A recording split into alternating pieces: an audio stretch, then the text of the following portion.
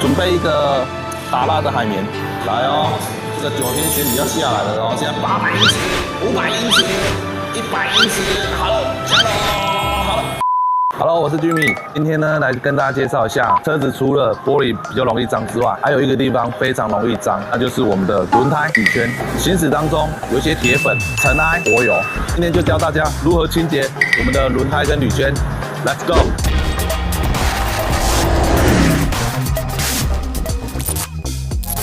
开始我也要介绍我准备了哪些道具，有哪些东西，有海绵啊，各式各样的铝圈刷，这个是刷表面的，还有这一种细部可以刷的燕黑系列的铝圈清洁剂，轮胎清洁剂也是燕黑系列的轮胎清洁剂。那这个布是等我们把所有的铝圈洗完之后要擦拭的。那介绍完我们的洗车工具之后呢，其实我要跟大家讲一下，这铝圈最主要洗之前要让它冷静一下，让车子冷静之后，这个碟盘才不会因为瞬间遇到冷而变形。所以我们在洗轮圈的时候，车子一定要在冷却的情况下来洗。洗这个铝圈有几个重点，里面这个碟盘尽量不要去刷。所以我们最主要是在铝圈的整个表面，还有这个细缝上面来做清洗。那再来就是轮胎的这个表面。车子冷静之后，我们要开始让它湿身，湿身之后要开始喷了。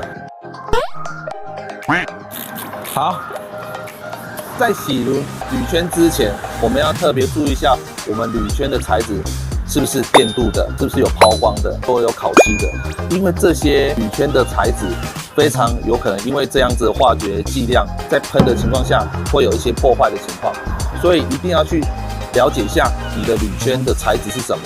这样子喷完之后，让这个化学剂跟这个铁粉静待2-3分钟的分解。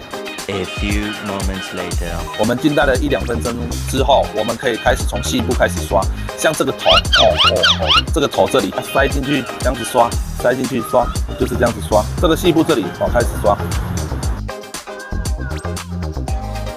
在刷铝圈的时候，如果你的车身是很热的，你在刷这个时候，这个刷到的地方会马上干掉，那你再冲就不好冲了。为什么要冷车？冷车铝圈也会跟着冷却下来，这样在清洁才会比较有效。像我准备的这个就是比较细部的，大方向的这一种，直接刷的。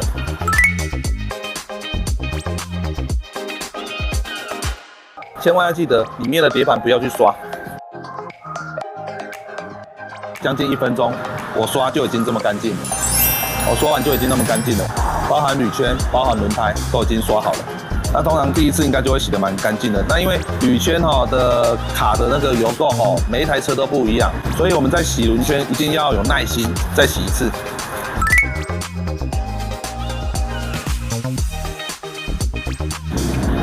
把它冲洗掉，更干净一点了。好，来各位可以看，没有脏。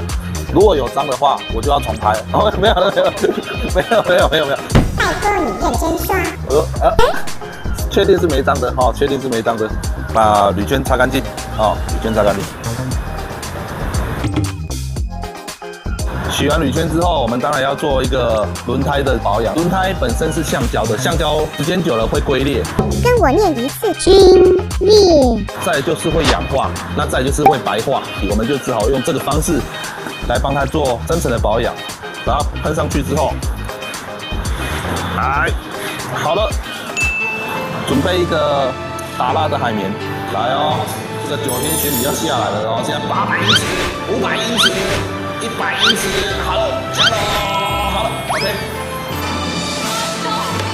好吃啊！我从没吃过这么好吃的叉烧。